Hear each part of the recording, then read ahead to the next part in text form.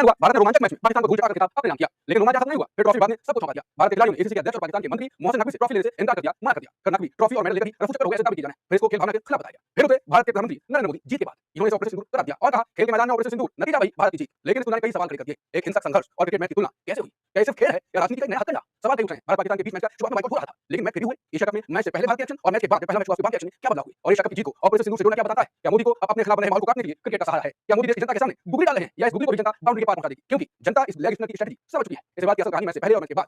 अस्सलाम वालेकुम नाज़रीन, आप देख रहे हैं ARS न्यूज़ चैनल। नाज़रीन, भारत अपनी दरिंदगियों से बाज नहीं आया। भारत ने पाकिस्तान से एशिया कप नहीं लिया, जिसके बायस पाकिस्तान ने उनका चेक उनके मुंह पे मारा। नरेंद्र मोदी ने इस मैच को ऑपरेशन सिंदूर से जोड़ा, जिसके बायस इनकी आवाम इन्हीं पे भड़क पड़ी। वीडियो मुलाहिजा फरमाएं। कप में खेल नहीं खेल रहे, जंग लड़ रहे। वो जंग लड़ रहे थे जो उन्हें लगता है कि बाकी रह गई थी ऑपरेशन सिंदूर के दौरान।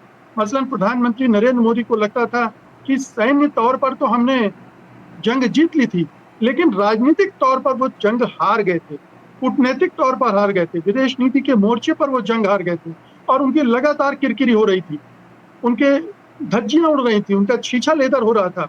और इसी वजह से उन्होंने इस खेल के मैदान को चुना कि जो कुछ वहां खो दिया है मैंने, उसको यहां से हासिल करूंगा। एक दूसरा ये कि चूंकि उनकी मजबूरी थी कि वो एशिया कप का बायकॉट नहीं कर सकते थे, नहीं करना चाहते थे।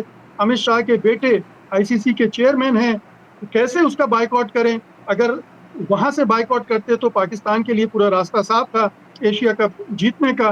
तो उन्होंने एशिया कप में खेलने की इजाजत दे दी, लेकिन चूंकि बायकॉट का कॉल भी दिया गया था और उससे सरकार की फजीयत भी हो रही थी कि सरकार का ये दो मुहापन है, पाखंड है कि एक तरफ आप कहते हो कि पानी और खून एक साथ नहीं बह सकता, आतंकवाद और क्रिकेट एक साथ नहीं चल सकता, बातचीत और आतंकवाद साथ नहीं चल सकती, दूसरी तरफ क्रिकेट और आतंकवाद दोनों साथ साथ चला रहे हो। तो इसको लेकर जो सवाल उठ रहे थे, उसका जवाब भी देने की कोशिश, या उसको कहें कि उसको छिपाने की एक कोशिश ये खेल के मैदान में की गई है। मैं समझता हूं कि ये बहुत घृणित था, बहुत शर्मसार करने वाला था, खेल की भावना के विरुद्ध था। अब देखिए कि भारतीय खिलाड़ियों ने मोहसिन नकवी से कप नहीं लिया, ठीक है, उनको अपमानित कर दिया आपने, लेकिन उनके कप्तान ने क्या किया? भारतीय अधिकारियों ने जो चेक दिया था उसको किनारे फेंक कर चले गए, तो उन्होंने आपको अपमानित कर दिया। ये एक टूर्नामेंट है, क्या अगले टूर्नामेंट में भी हम यही देखेंगे कि अगले टूर्नामेंट में अगर अमित शाह के बेटे वो ट्रॉफी देने जाएंगे और अगर पाकिस्तान खुदा न खास्ता फाइनल में पहुंचा और जीतता है तो क्या होगा? वो बहिष्कार करेगा, वो खिलाड़ी, वो पाकिस्तान की तरफ से फिर अब और क्या चीजें होंगी? तो ये जो एक आक्रमण फिर प्रत्याक्रमण ये लगातार चल रहा है, जो हाथ न मिलाने से शुरू हुआ था वो ट्रॉफी न लेने तक चला गया। ये बहुत ही दुखदाई दिन है। मैं, मेरे जैसे क्रिकेट प्रेमी के लिए ये बड़ा कष्टप्रद है, ये सारे चीजें खेल के मैदान पे देखना। आप देखिए अंकुर जी की एशिया कप शुरू होने के पहले का जो वीडियो आया है, उसमें मोहसिन नकवी भारतीय खिलाड़ियों से हाथ मिला रहे हैं, भारतीय खिलाड़ी सहज भाव से उनसे हाथ मिला रहे हैं, सारे खिलाड़ियों से मिल रहे हैं वो, उसमें कहीं कोई उस तरह की भावना नहीं दिखती। लेकिन जैसे ही उन्हें नई स्क्रिप्ट दी गई होगी कि वो सब तो ठीक है, अब करना ये है, और फिर ये विवाद का सिलसिला शुरू किया गया।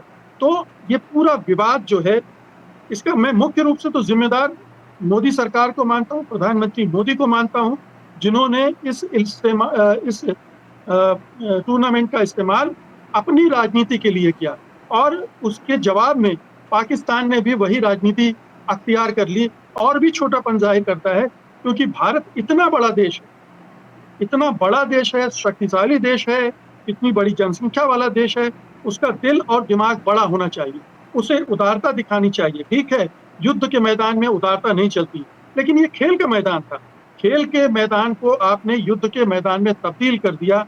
ये इससे शर्मनाक बात कुछ हो ही नहीं सकती। ये खेल भावना को पर खंजर चलाने जैसा है, को धर्म समझा जाना चाहिए, ना ही क्रिकेट को जंग समझा जाना चाहिए। और ऐसे भी बहुत सारे मैच हुए हैं, टूर्नामेंट हुए हैं, जिनमें इस तरह की बदमज़गी नहीं हुई है, कटुता नहीं हुई है।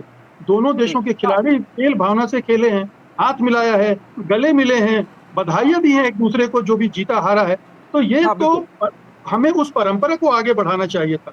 हाँ। हमें और पाकिस्तान के साथ मिलकर, मैं तो ये जानना चाहूंगा कि क्या भारत सरकार ने, मोदी सरकार ने आईसीसी को ये बताया था कि हमारे खिलाड़ी मोहसिन नकवी से ट्रॉफी नहीं लेंगे? क्या ये एडवांस में उन्हें बताकर किया गया या अचानक किया गया? अगर ये करना था तो उन्हें पहले एडवांस नोटिस देना चाहिए था कि भाई आप कुछ और कीजिए, हमें ये मंजूर नहीं है। लेकिन आपने जानबूझकर ये किया, इसका हुँ, मतलब है कि आपका इरादा अपमानित करने का था। और हुँ, अगर सोचिए, ऑपरेशन सिंदूर वाला ट्वीट किया है प्रधानमंत्री मोदी ने, उससे तो यही लगता है कि उनका एकमात्र उद्देश्य इस पूरे टूर्नामेंट में ये था कि ऑपरेशन सिंदूर के बाद उनकी जो फजीहत हुई है, जो उनकी किरकिरी हुई है, उसको कैसे थोड़ा-सा चमका लिया जाए, हटा दिया जाए और बायकॉट के कॉल के बीच में ये जो फैसला हुआ है, उसको कहीं कैसे जस्टिफाई कर दिया जाए। अंकुर जी, मैं आपसे पूछता हूँ, बहुत कांटे का मुकाबला था। हुँ, 3 बॉल रहते हुए ये मैच का फैसला हुआ है। मान हुँ, लीजिए ये फैसला उलट जाता, मान हुँ, लीजिए भारत की जगह पाकिस्तान जीत जाता, तब क्या हुँ, होता? तब हुँ, हम आज किस तरह से बात कर रहे होते? हुँ, तब क्या ऑपरेशन सिंदूर की हार हो जाती वहाँ पर? हुँ। क्या हम पाकिस्तान से ये मान लेते कि हम ऑपरेशन सिंदूर में हार गए हैं? इन दोनों को जोड़ना ही मूर्खतापूर्ण है। इन दोनों को जोड़ना ही एक धूर्तता है, राजनीतिक धूर्तता है। ये हमें समझना चाहिए।